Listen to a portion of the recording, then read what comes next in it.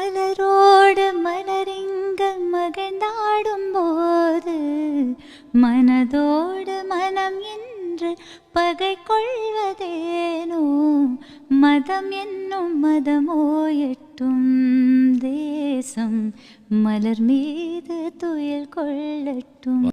விடியாத இரவென்ற எதுவுமில்லை, முடியாத துயரென்ற எதுவுமில்லை, வடியாத வெள்ளம் என்று எதுவுமில்லை, வாழாத வாழ்க்கை என்று எதுவுமில்லை. வானம் பக்கம் இனி வாழ்க்கை ரொம்ப பக்கம், அச்சம் அச்சம் துச்சம் என்றால் பக்கம் பக்கம் சொர்க்கம். பூமி தொடர்ந்து கிடக்கு அட மனுசபயம் மனசு பூட்டி கிடக்கு.